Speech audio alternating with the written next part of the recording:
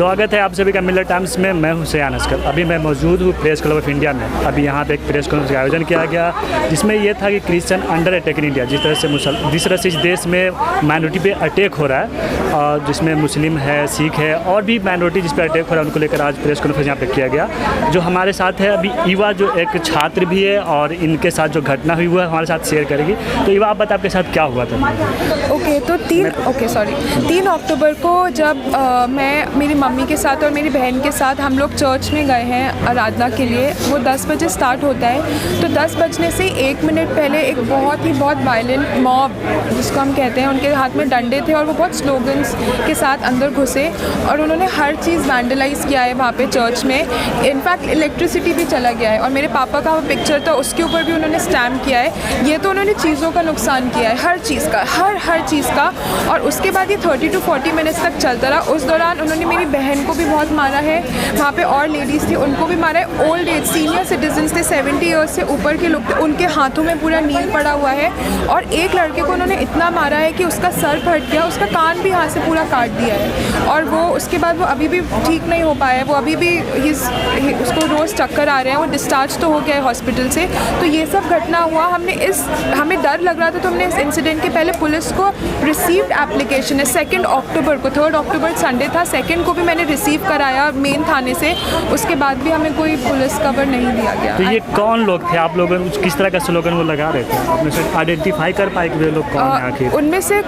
उनमें से हम इतने बड़े क्राउड में हमने उस दिन 8 लोगों को आइडेंटिफाई किया, नाम हमको पता चले बाय नेम, हमने उनको करवाया वहाँ पे।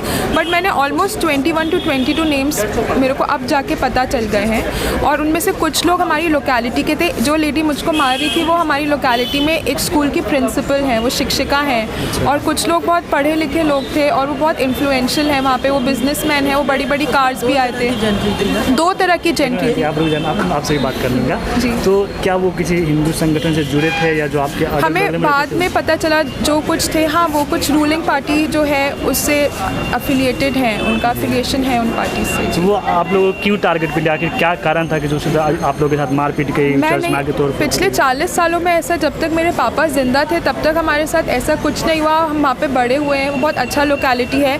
लेकिन पिछले साल से जब से मेरे डैडी का डेथ हो गया कोविड में, उसके बाद अभी रिसेंटली हमको बहुत थ्रेटन फील हो रहा है। और जब वो मुझे मार रहे थे, बहुत ज़्यादा मॉब था, वो मुझको गाली दे के कह रही थी कि तू जबरंग धर्म परिवर्तन करती है लोगों का। अच्छा, तो आप पे ये इल्ज़ाम लगा है कि आप धर्म परिवर्तन करवाते हैं? जी, मेरे पास ऐसी कोई मशीन नहीं है कि इधर से मैं एक समुदाय के लोगों को डालूं और उधर से दूसरे समुदाय के लोग निकल के आ जाए। मेरे पास ऐसी कोई मशीन है नहीं। आपके पास हो तो आप बताइएगा। नहीं, एक्चुअली समय से तो आई है रुड़की में। अच्छा, क्योंकि अभी देश में ये भी चल रहा है ना कि जो मुस्लिम कम्युनिटी उसको भी टारगेट किया जा रहा है, उसे भी ये कहा जा रहा है कि आप भी धर्म परिवर्तन करा रहे हैं। तो आप पे भी यही आरोप लगाया, इसीलिए आपको मारा? मुझे तो नहीं मारा, मैं तो सिर नीचे करके बैठी रही और भीड़ आ रही थी और तोड़ रहे थे। मेरे सिर के ऊपर वो लगा हुआ था, वॉल फैन होता, वो एक आदमी तोड़ रहा था। मैंने कहा मारेगा मेरे सिर पर, लेकिन परमेश्वर ने मुझे बचा लिया। वो भी जाता तो कोई बात नहीं थी, मेरे बच्चों को मारा। ज़्यादा आंटी, आप लोगों ने पुलिस में कंप्लेन किया, पुलिस ने क्या कहा आपसे?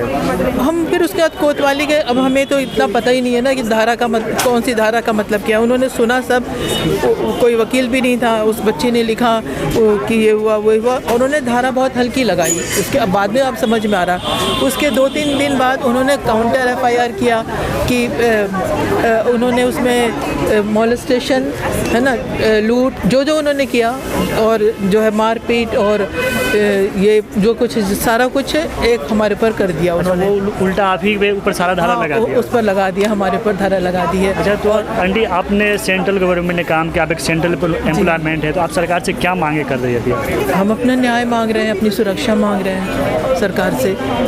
और हम चाह रहे हैं कि मतलब देखो, उन्हें तो हमने माफ़ करा, हमें पता है कि उन्हें नहीं समझ है तब से कर रहे हैं, लेकिन आगे ये कंटिन्यू ना हो। हमारे साथ हुआ, औरों के साथ भी ना हो। हमारे सिर्फ क्रिश्चियंस नहीं, मुस्लिम्स हैं और भी हैं, सिख भी हैं, बौद्ध भी होंगे। तो सब लोग आराम से रह सकें, अपने विचारों को हम दूसरों को बता सकें, दूसरे के विचारों को हम सुन सकें। हमारे दिल में क्या है वो हम लोगों से शेयर कर सकें, दूसरे के दिल में क्या है वो भी हम सुन सकें, हमारी आस्था क्या है वो हम शेयर कर सकें। ये आज़ादी है, इस आज़ादी हमारा संविधान सबको अधिकार देता है। जी हाँ, जी हाँ, चलने का। मौलिक अधिकार हर एक का उसे छीना जाए, डेमोक्रेसी की हत्या ना की जाए। तो ये लोग थे क्रिश्चियन है जिन्होंने ये लगाया कि मुझ पे धर्म परिवर्तन कराने के आरोप में इन लोगों पे अटैक किया गया और पुलिस उल्टा ही इन लोगों पे झूठा FIR करके इन लोगों पे